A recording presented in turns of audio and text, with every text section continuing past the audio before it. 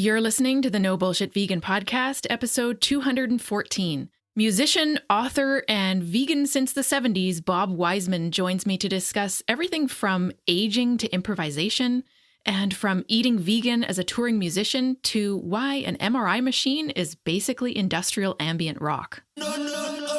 Welcome to the No Bullshit Vegan Podcast. Myth-busting and evidence-based advice to help you kick butt with your health and fitness on a vegan diet. Here's your host, Karina Inkster. Hey, welcome to the show. I'm Karina, your go-to no BS vegan fitness and nutrition coach. Thanks for being here. If you're here because you want strength, structure, less wellness noise, and you happen to eat plants, we help vegans build sustainable, sane, and fun fitness and nutrition habits without the diet culture nonsense. You can learn more about our coaching at karinainkster.com/coaching. So in my guest form for this podcast, there's a text box for guests to paste in their bios, which I usually read as part of this intro. My guest today, Bob Wiseman, put in, and I quote, music guy, writer. The absolute shortest and most understated bio ever. So I perused his website and I wrote my own. Bob Wiseman is a Canadian musician, composer, and author, best known as a founding member of Blue Rodeo, with whom he won 5 Juno Awards. Since leaving the band in 1992 to pursue a solo career, he's built a wide-ranging body of work spanning songwriting, film and TV scoring, teaching, and writing. He's currently completing a PhD in critical studies and improvisation. Bob's favorite food is watermelon. Here's our conversation. Hey, Bob, welcome to the show. Thanks so much for speaking with me today. You're welcome. Nice to be here. So our mutual friend, Jason, is the one who connected us, and I think he knows you through Blue Rodeo. Is that right? I don't know if that's how he knows me, but I was in Blue Rodeo and it was a big band in Canada are you a Canadian? Yes, West Coast. Yeah, so you know Blue Rodeo. I didn't peg him as a big Blue Rodeo fan. I think he just knew me. My work is more of the wackadoodle nature, and I thought that Jason was a wackadoodle fan, so I thought that's how he knew me. But I might be wrong. It might be if I go over to his plate that all I'll see is Celine Dion and Blue Rodeo and Corey Hart. You never know. Yeah. That's so awesome. Well, you and he both have been vegan for ages, like way before people even knew what it was, way before everyone was talking about it on a mainstream level. He was actually on the podcast, for listeners. He was way back in episode 83 talking about his wackadoodle mountaineering feats. He's pretty incredible.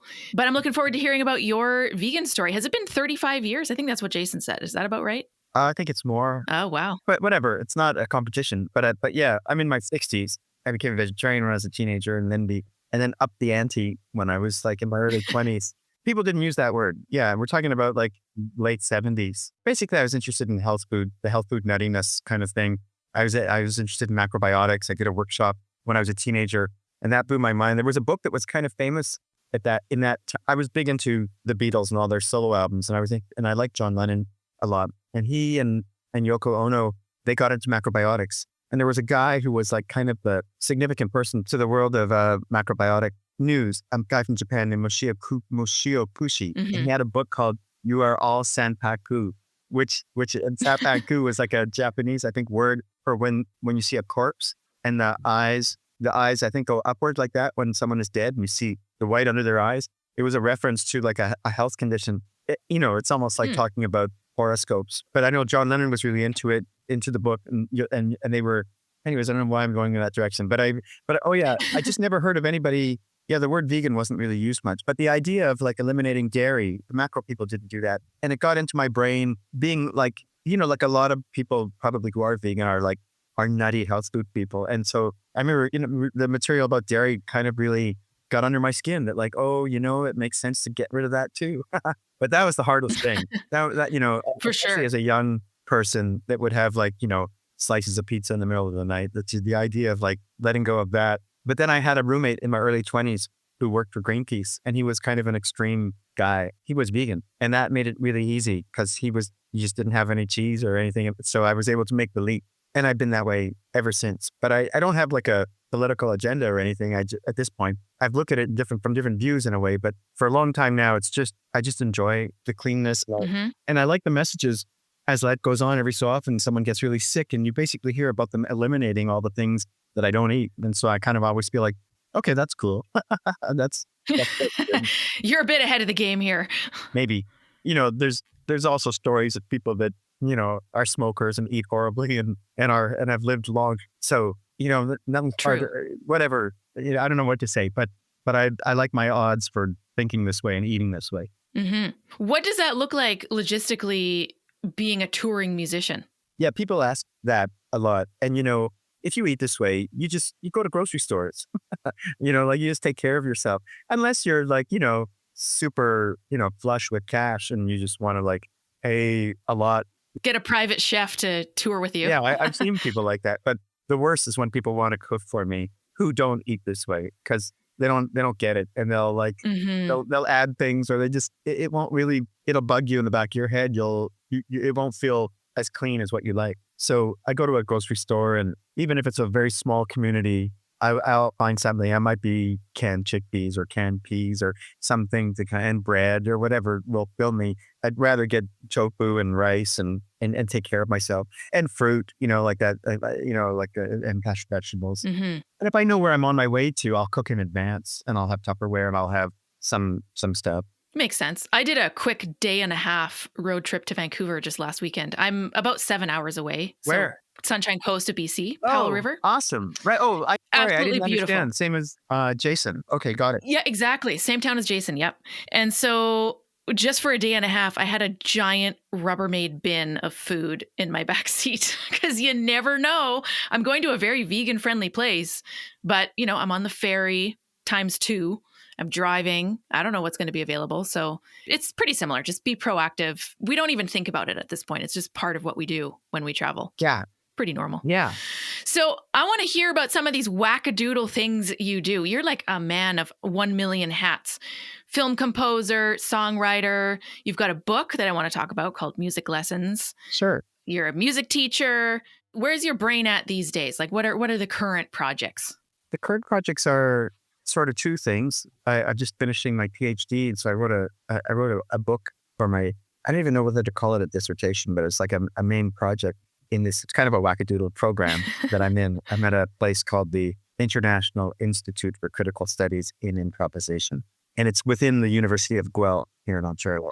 And so I pitched writing a work of fiction about an improvising. And so that's on the horizon that I have to defend that in January, I guess. And the other thing is that I started doing some dates. I have a tour that I'm organizing right now for both March and May. And there's about 3 weeks of dates in March and a week and a half in May. And in March, I believe we will be in the sunshine. We'll be in Powell River and Seychelles and amazing. Squamish, many other places. BC in general is sort of, like it's always the West Coast. There's always been really like the cutting edge of like vegetarianism, like being from Winnipeg and then going to Toronto as a younger person and in Blue Rodeo. And when we would go to the West Coast, it was always like really cutting edge vegetarianism, like way before there was like soy yogurt. There was soy yogurt in Vancouver. It was kind of like crazy, amazing. Like before the first times I saw all sorts of crazy things, the kind of non-dairy cheeses and all that all started, it seemed to me, in the West Coast way before anywhere else. So it's really a joy.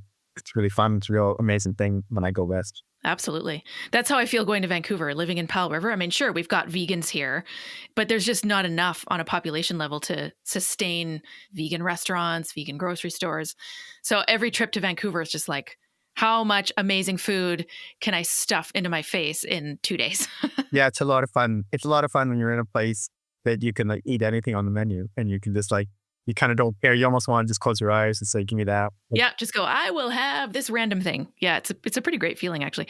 I went to a new, like less than a year old, all vegan Vietnamese place on Davie Street in Vancouver with my friend when I was there last weekend. Amazing. Yeah, I got it. Shout out to Hestia Veggie. So good. Spell Hestia? Yeah.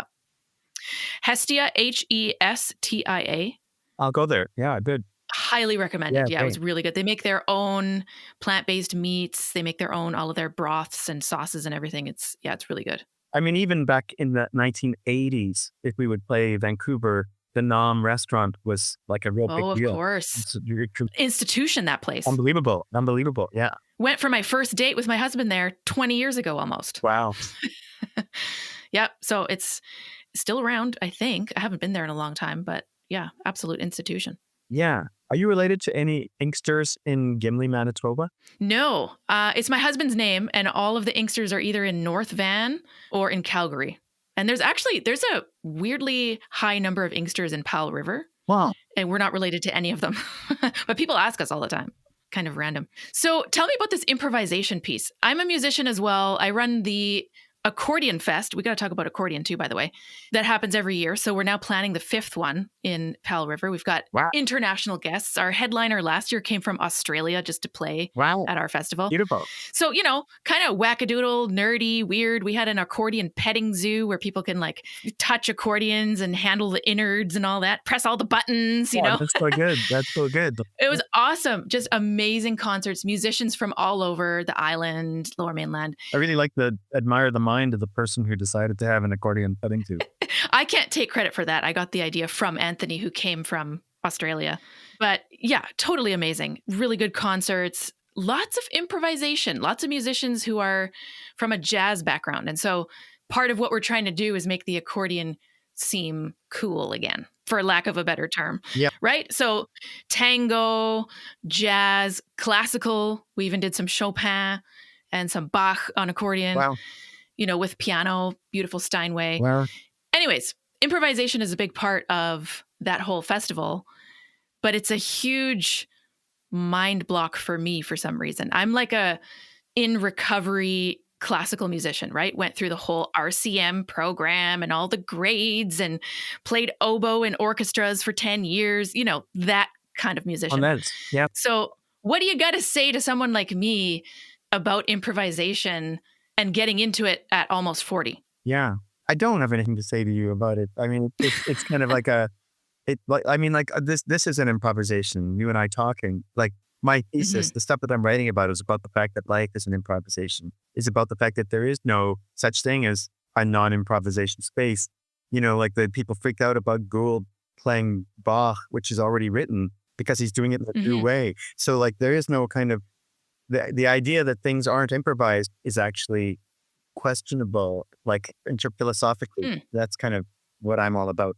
But anyways, to talk about, but the way you're framing the question that you're asking, and I've worked with classical musicians who have like a kind of a crisis internally over the fact that they don't feel like they know how to make stuff up at a party, like people project onto them that and they want to make stuff up and they don't know how. And they're like, and I've been around some of those people, where they, have emotional experiences, start to cry or whatever over like improvising. So the way I help people is by showing them methods to get their feet wet, whether they're adults or children, same kind of thing. It's not really mysterious. A big part of learning, a lot of people, a lot of visual artists, historically they would go to the museums and copy, the painting that's in front of it. And that's a big part for us too, as musicians, is to kind of get your feet wet, trying to imitate the things.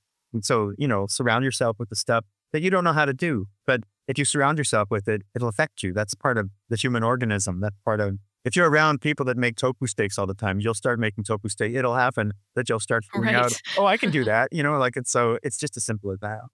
Oh, no, you're not a pianist. You play oboe. I am. Yeah, I do play piano. Yeah. So, I mean, I would start a person very quickly by creating some kind of repetition in C, because if you start with C, you're talking about just the white notes. And then I would position them to play the white notes in a random way, or to play clusters, to play things that they're not supposed to do, because all those notes work. And that works in all the keys, but it's just so immediately easy for people to just see C as just anything that's white is cool.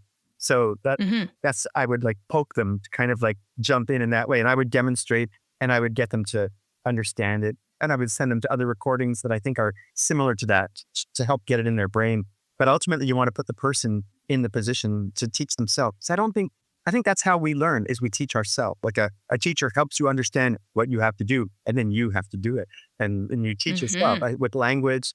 And more to me, music is really just like learning, how to speak Finnish or Japanese. It's just, it's as simple as that. People who think you're born with this talent, it's like, no, that's not, And people who kind of encourage that to me are like doing something evil. Like you shouldn't make other humans think that it's uniquely genetic, that you can play. It's not. It's just language. Yeah, that's a good way of thinking about it. My main instrument is accordion. And when I'm not doing the fitness coaching piece, which is mostly what I do teach 1 day a week just for fun. And it's all adult beginners who are all twice my age. Well, not all of them, but pretty close. And some of them are learning their very first musical instrument ever, which is pretty amazing. They've decided, you know what? I got time. I'm going to do this thing that's been on my bucket list for however many decades. And then there's also folks who used to play. And then for whatever reason had negative experiences or other things come up. They've now focused on their career. Probably similar for you with some adult students where they come back to it way later in life and they're like, I wish I've been doing this whole time.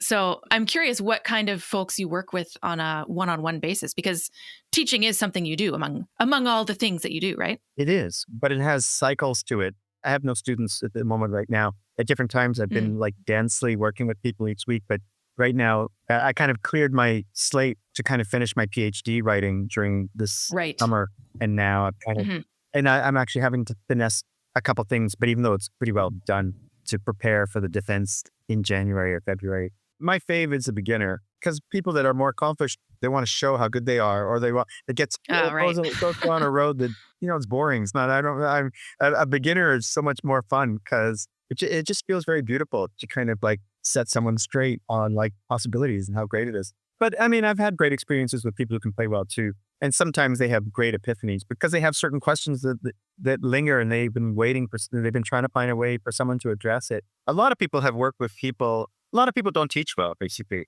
There's a lot of people who teach by screaming at you. I think that's why a lot of folks quit back in the day, because of experiences like that. It's so horrible. Me too, as a little kid. And I pleaded with my parents, let me quit.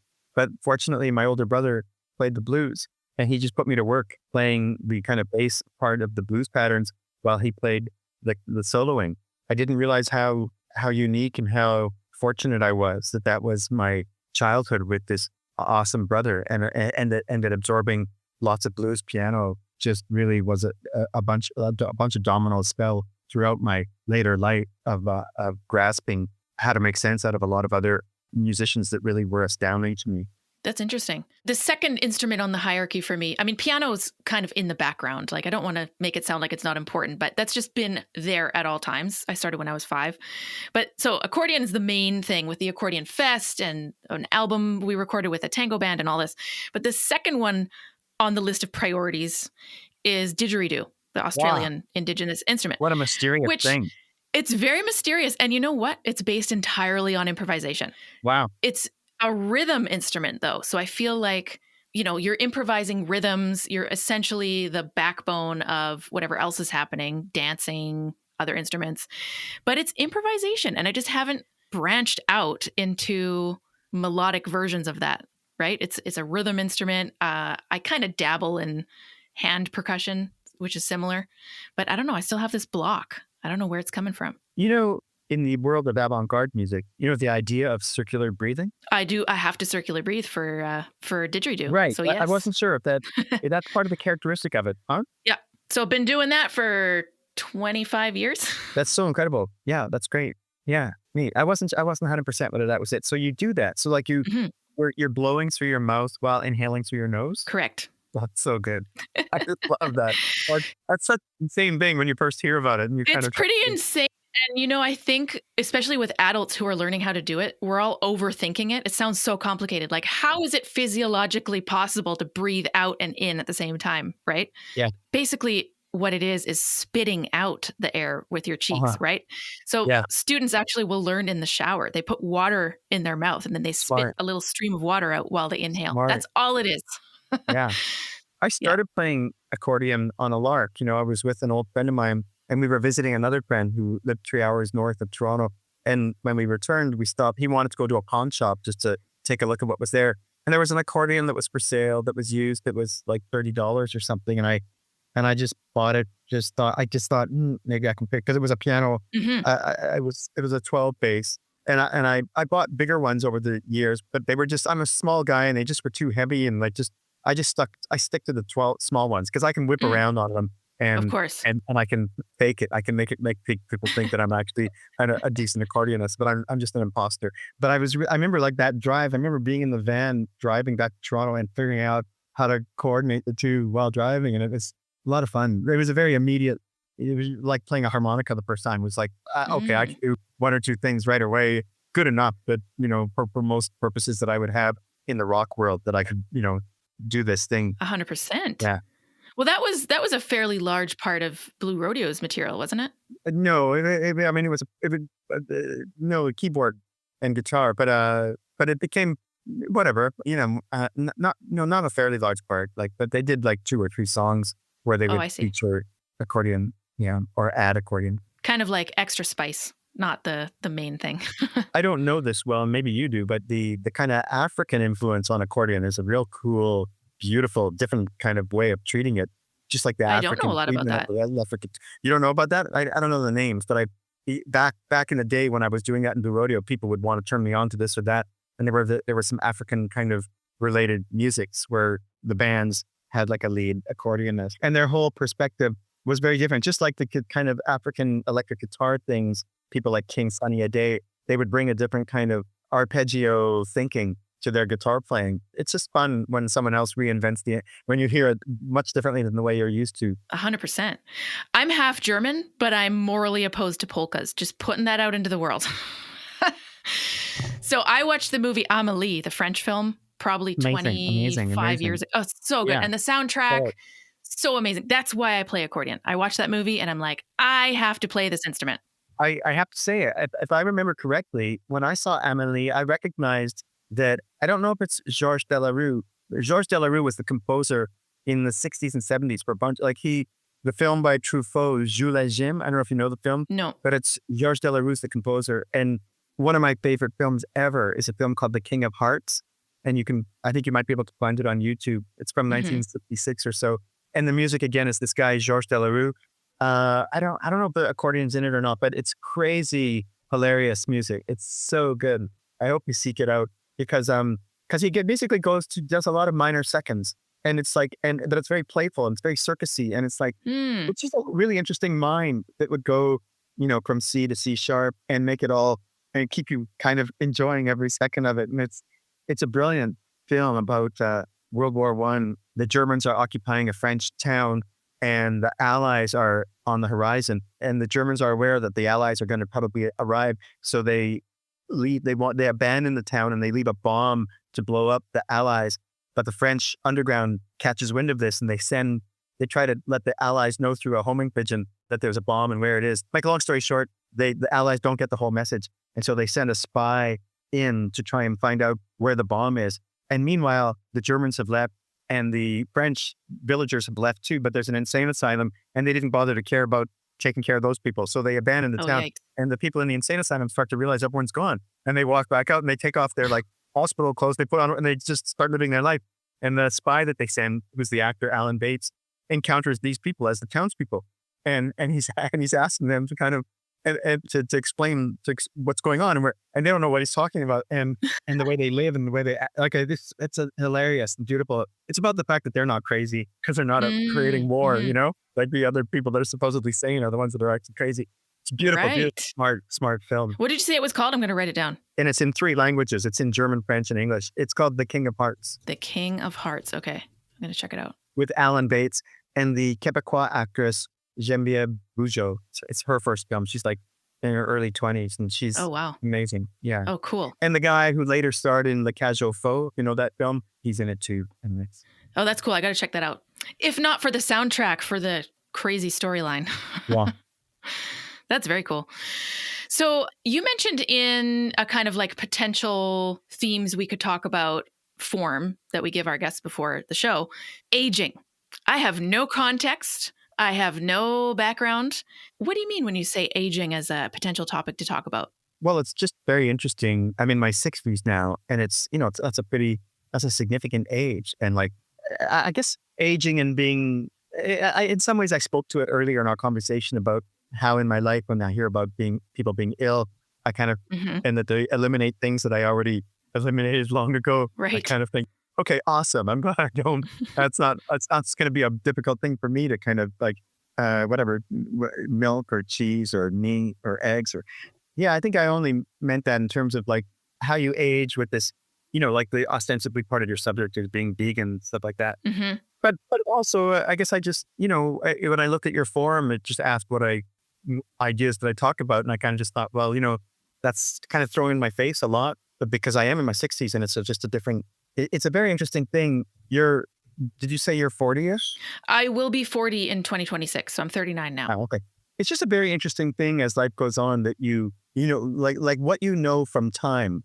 When you're 13, when you're 12, like someone who's 18 is like so old. They're Hmm. so big.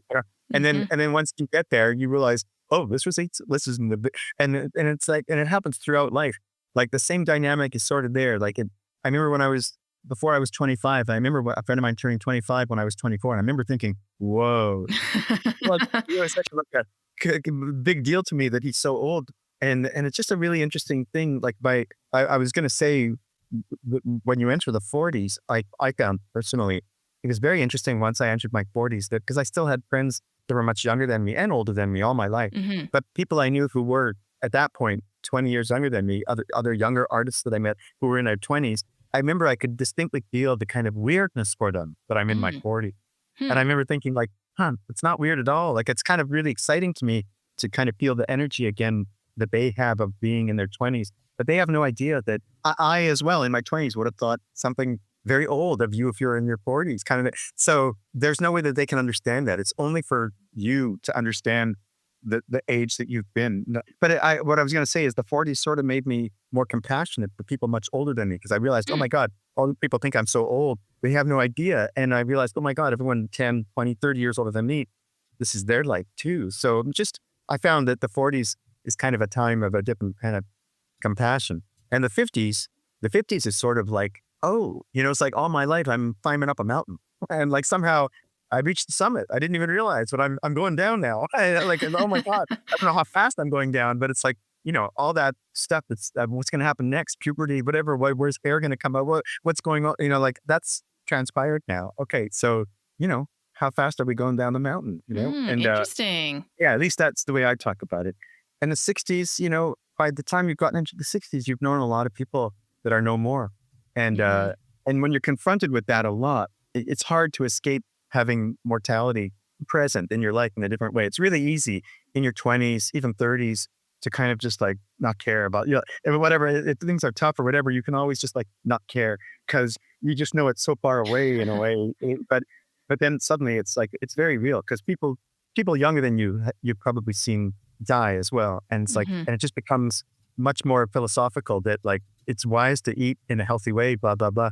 But stuff happens, crazy stuff happens, unexpected things happen. Some people get ill and it's really unexpected and you have no choice but to adjust philosophically to like the impermanence of life if you weren't already thinking that way. Interesting. What you said about going down the mountain reminds me of one of my friends. We play in a jam band. So that's what I play didgeridoo in. So it's me on 8 different didgeridoos, all in a different key, not simultaneously, and a drummer and a keyboardist and a bass player. And the bass player doubles as a saxophone player and the keyboard player doubles as a trumpeter. So there's a whole bunch of different instruments. And I always remember what our drummer said. He's in his late 40s. I think he might be turning 50 soon. And he said he's a doctor. He calls himself a doctor who dabbles in drumming, a drummer who dabbles in doctoring. I got it the wrong way around. Anyway, he said all the things that he does in his life, like mountain biking and CrossFit and all the physical things, there's going to be a point where he peaks. That's this mountain that you're talking about, right? But he said the one thing that he feels like he can continue to progress at is music as he gets older. There's always something to work on, always some new thing to explore from a development perspective. So I feel like there's that physical piece that he's talking about, but then there's also this piece that might continue and not actually go down the mountain. Right. It's kind of an interesting point. But you said also that age is thrown in your face a lot. What does that mean? Well, as you get older, I was always the youngest person, and that becomes less and less what's going on. You have to have a relationship with lots of people. There's always more people that are younger coming up. So for many people, like if you are 10 or 20 or 30 years older than them, that's a real big deal. So it's like, it's thrown in your face. You just sense the kind of thing, even though being alive is it's a universal experience being alive. I mean, you're at a different point in time, but life is life. But it's not necessarily so understandable to someone a lot younger than you that, we see, my mother is very old and she lives in an assisted living place. And I was just with her last week in Winnipeg and she's 95. And, it's kind of incredible. Like, and some of the people who work there are patronizing, like treat people like they're the children. And it's very offensive to the people because Of course. they're not, it's like, it's a real asshole thing to do that. And it's also understandable that they think they're being really nice by treating them like their children. But it's like, but it's so offensive. So, that's not what's happening for me, but the writing's on the wall that like, I just think that's part of the arc of what happens in life. I think it was my dad who said that 70 and 40 were big birthdays for him, like turning points, maybe more of a mindset thing. Did you ever have any sort of relationship to numbers or the age itself? Was there like a big birthday where you're like, holy shit, this is happening? 25, like, wow, I can't, like, because of the guy who I saw before me who turned 25 that I kind of thought, whoa, I can't believe it. And even in my early 30s, I was producing a friend of mine, an American musician, and he was I think he had just turned 40. I remember thinking like, whoa, like it just like, that's just so, that's like 50 years from now, like being 40, even though it was like maybe 6 years from now. Like, it's just an interesting thing in life. Well, I guess I should own it that it's just my experience. So it might be universal. My sense of time. It's an incredible thing. It's interesting. I'm just thinking that most of my friends are older than me. And one of my friends actually told me last week, you should probably make friends that are younger than you because when you're older, they're not going to be around anymore. I tell a story from the stage in my concerts often about my father when he turned 60. I remember I was 25 and I said to him, my mom threw a party. I said to him at the end of the night, what's so great about being 60, And he said, half the people I've known have died. Wow. And he wasn't trying to be sad or something. He was just thinking about his birthday. Right. And it was great. I loved hearing that when I was 25 because I kind of thought, whoa, I bet a lot of people have had this, I'm going to think about that all my life. And and I'm going to also make sure I have relationships with people that aren't just older than me, that I have in my life. My two best friends both died in recent years, and they were both 20 years older than me. And it was really very sad losing them. But it also is, life, it's an interesting thing, like when I'm, as a younger person, I think I was very afraid of death. And I think I still am very afraid of death for a lot of, like, it's really easy to think just that, like, of being afraid because it's so incredible that you're alive and like to cease to exist seems horrifying. And it could also be painful. But I also think that somewhere along the line, someone pointed out to me that nature itself kind of positions you to want to die or to make peace with dying or to kind of like understand it. Like, I'm not sure how to put this without it sounding offensive, but I always thought it was great that I'm not a woman, that I don't give birth. That like, awesome, great that you give birth. Glad it's not me because it seemed really great. And then I remember a friend of mine told me that she wasn't afraid of death after she gave birth to her daughter. And I was like, what do you mean? Like, what does that mean? How did that happen? And she was like, well, it was like, I thought I was dying. I mean, and it was exhilarating. And I realized after that like, I'll be great. I'll be fine when I die if it's like this. And I just thought, that's beautiful. That's amazing. And I kind of realized that, yeah, okay, nature does that to you in the course of living life. You'll make peace with all these things. Interesting. I've never thought about that before. Never given birth, never will. Won't have that experience, but that's pretty powerful. So I did my master's in gerontology, health and aging. So great. A lot of long-term thinking, a lot of health behaviors like we've been talking about that help us throughout life. One thing that comes up a lot is, okay, it's all well and good to eat plants and to exercise and do all these things so that we can be badass 90-year-olds.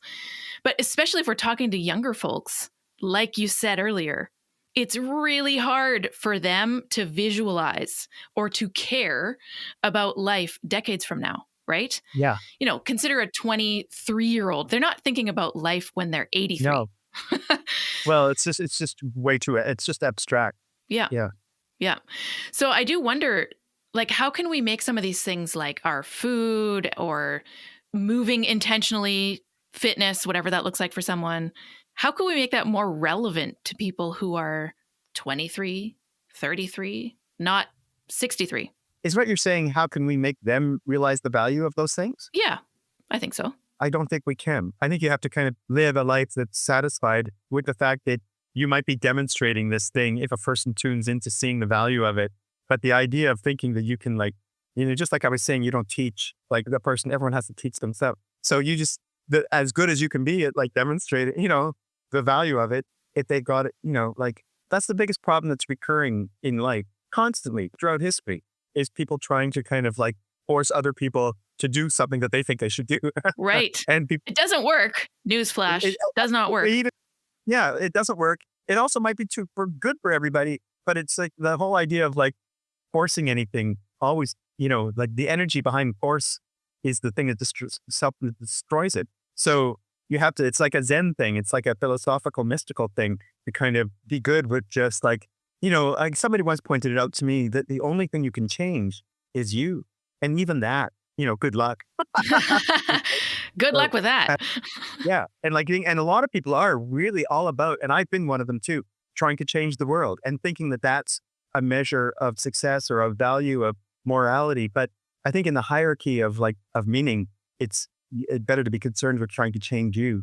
I think that in itself might create waves that make the world change in ways that you might enjoy it more. But trying to force or believing that you're going to is often very family disappointing. I hear you on that. I always use the story of my husband. So when we met 19.5 years ago, I was vegan. He was not anywhere on the plant-based spectrum. I'd only been vegan for like 3 or 4 years at that point. Yes.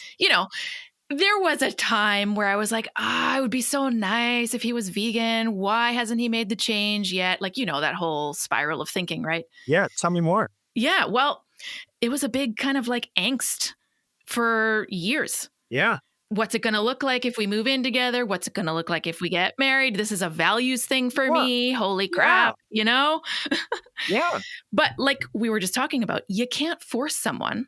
It's like saying, hey, maybe you should work out so that you're still around when you're 80. Like that shit doesn't work. No. So he came to it on his own terms. It took around 10 years. It started with not having any animal products in the house, which he was cool with. So credit to him for that. Yeah. And it just kind of went from there, right? He had to form his own ideas about why eating meat and then other animal products was not correct for us to do. It's a whole decade-long transformation in this case. And it's not the same story for everyone. Some people do it overnight. That's fine. Other people take 10 years. But that was 10 years ago. And so now he's plant-based for the rest of his life. I mean, that's a win. That's really awesome. My wife is an omnivore, and it's a very interesting thing. In other relationships I was in earlier, the women I was with all became vegan. They weren't in the first place, and they did not because I was in some crazy hypochondriac about it, but they got into it. Sure. And I kind of just assumed that just happens with whoever I fall in love with. I thought that would happen with her too. I also, of course, would love that if we were both the same in that way. But I also thought it's a good testament to priority and to love, and like to kind of just like not be evangelical about it, like just like if you figure it comes to, and so, but it is a drag for me to I mean, or distasteful, like, and she too adhered to that, like not having animal products and stuff, and I appreciated that a lot. Though she's kind of like fallen off, complained a few times. She also has a lot of her friends. Very interesting to me, having been living this kind of way for a long time. How during the last 20 years I've met, it might just be who I ran into, but many more people I've met are not vegetarian. It seemed like there was always more and more all the time.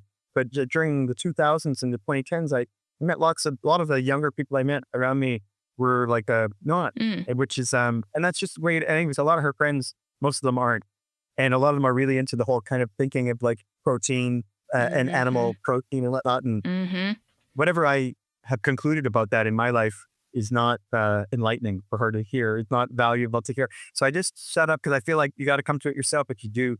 And there's been times where she admires me and other people that eat this way too, has made certain statements. We were in BC together one time, and I remember her saying, wow, if I could live, it was as easy as the way it is here in BC, I could be I remember thinking like, that makes no sense to me. It's really easy to do it where we are. But there was something about the restaurants or whatever that just made it so easy for her. I never really got that. But it also meant that she was thinking that it's hard to do, or that she would like to do it if it was easier.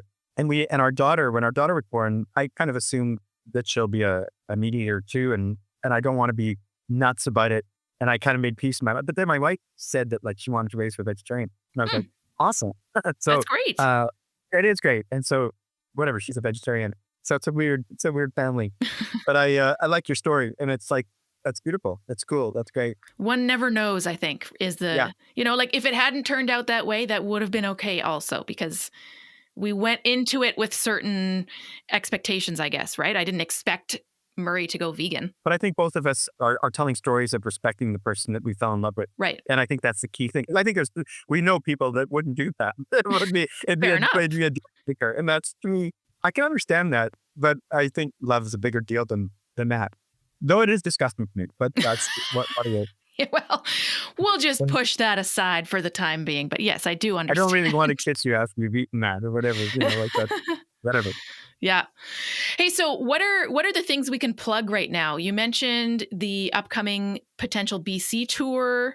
You've got a book called Music Lessons. What are all the awesome things we can plug? Well, I have, I'm working on some new records right now. I was just in Sweden and I've recorded with a bunch of like wackadoodle, awesome Swedish musicians. Cool. And I'm doing a tour right now. The guy who is currently the keyboard player in Blue Rodeo, he and I are doing these dates together, and it's called Two Pianos, No Rodeo. And so like, love it. And that's it. I don't know when you're airing this interview, but that will be, we'll be in Pearl River in March and in the whole West Coast area in March. Oh, it'll air before then for sure. My book, Music Lessons, is, it's about the continuity. Earlier you'd said I wear so many hats, but anyone who tries to make a living as an artist, especially in Canada, has to wear a bunch of hats. It's just, that's reality. So it's not that I'm such a incredible guy, as much as like I do whatever I can to try and make it all work. So the book, Music Lessons, is about seeing the continuity with all these different things that I do with music, between that and just the ordinary events in life, like getting a coffee down the street, how the same kind of dynamic happens when I'm trying to figure out how to play swiftly in F sharp. And it's basically about trying to see how there's an echo of the same musical dynamic in all the ordinary events. And a lot of it is very funny. Some of it is dialogues between me and students, and some of it is just more kind of coincidental things in life. It's also on Spotify as an audiobook read by Karen Gordon, who is a friend of mine who used to have a show on CBC long ago. And I just like her voice. And when they asked for an audio voice, I asked her if she would read it. So it's available that way too. That's it. I don't, I'm working on a new record, but it's not out yet. I was telling you about the tour with Mike Boguski, the guy who's in the rodeo right now, called Two Pianos, No Rodeo, because we did a big show in Toronto 3 weeks ago, and we recorded it, and it's going to be a DVD that we sell on this next tour. That'll be available sometime soon. So, oh, cool. There's my promo of what are you doing now, Bob? There yes, you go. Bob. What are your current wackadoodle projects? Right. Well, I hope to see you in Pearl River. I do need to read out this part of a quote from Carolyn Taylor from Baroness von Sketch about your book. So she has this awesome review, but the last little chunk is a must read for musicians, students of music, parents of students of music, and anyone who's ever thought an MRI machine sounds like industrial ambient rock. Is that the best book review I've ever read, or what? Also, incidentally, I have thought that an MRI machine sounds like industrial ambient rock. So it's one of the stories. Like I had an MRI for a problem with my hand, and they put headphones on you and stuff like that, and it's like 3 a.m. and then when it was done, I told them how I know people who actually make music, and they looked at me like I'm like out of touch with reality. Like they really didn't. I just was like a weirdo they wanted to get rid of. So that's awesome. My one of my main performance partners is the music director of our music academy here, Walter Martella. He had an MRI recently, also for an arm hand thing, and he's going off about the hertz and the the pitches and the people in the room are just like, what the hell are you talking about? Yeah. So can relate. Yeah. But Bob, thank you so much for coming on the show. Thanks for speaking with me. Great to chat. Loved meeting you. My pleasure. Okay. Yeah. Hope to meet you in person someday. Amazing. Thank you. Bob, thank you again for joining me on the show. Connect with Bob at our show notes, nobullshitvegan.com/214. Thanks for tuning in. Thanks for listening to the No Bullshit Vegan podcast at nobullshitvegan.com.